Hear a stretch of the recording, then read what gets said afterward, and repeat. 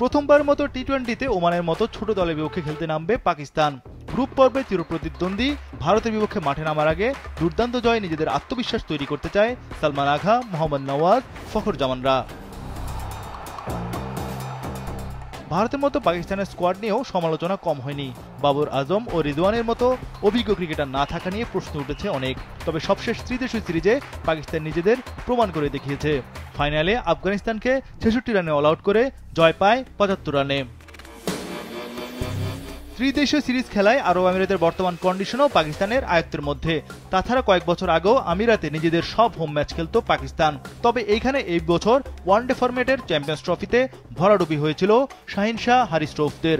তাই এবার বেশ সতর্ক পাকিস্তান দল। ব্যাটিংয়ে সাইম আয়ুব, সাহিবজাদা ফারহান, ফখর জামান হতে পারেন পাকিস্তানের তুরুপের তাস। সালমান আঘার নেতৃত্বে এই দলে অলরাউন্ডার মোহাম্মদ নওয়াজ বেশ ছন্দে রয়েছেন। পিএসএলের আবিষ্কার হাসান নওয়াজও নিজের দিনে ভয়ঙ্কর। বোলিং আক্রমণে শাহিন শাহ হারিস রৌফ দুজনই সেরা অস্ত্র।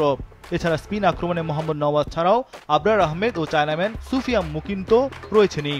ওয়ালটন এখন দেশের সীমানা পেরিয়ে পৌঁছে গিয়েছে ৫০টিরও বেশি দেশে। ওয়ালটন, ঘরে ঘরে বিশ্বজুড়ে। রবিবার ভারতের বিপক্ষে হাই ভোল্টেজ ম্যাচের আগে নিজেদের টিম কম্বিনেশন সাজাতে এই ম্যাচটি পাকিস্তানের জন্য বেশ গুরুত্বপূর্ণ। দুবাইয়ের তাপমাত্রা ৩০-এর উপর থাকবে। এই কন্ডিশন আবুধাবির চেয়ে বেশি স্পিন সহায়ক হবে। স্পিন বিভাগ নিয়ে পাকিস্তান তাই যথেষ্ট আত্মবিশ্বাসী। ভারতের বিপক্ষে খেলার আগে ওমানের বিপক্ষে বড় ব্যবধানে জিততে চায় দুইবারের চ্যাম্পিয়ন পাকিস্তান। এদিকে গত ফেব্রুয়ারির পর প্রথম টি-20 ফরম্যাটে খেলতে যাচ্ছে ওমান। এশিয়া কাপ ইতিহাসে এটাই তাদের প্রথম কোনো ম্যাচ।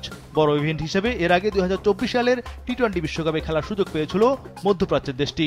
তবে সেবার গ্রুপ পর্বে ৪ ম্যাচে শোচনীয় পরাজয় বরণ করে ওমান। পাকিস্তানের বিপক্ষে মাঠে নামছে ওমান আন্ডারডগ হিসেবে। নিজেদের সবশেষ টি-20 সিরিজেও যুক্তরাষ্ট্রের কাছে হোয়াইট ওয়াশ হয়েছিল তারা। পাকিস্তানের বিপক্ষে ওমান কেমন লড়াই করে তাই দেখার বিষয়।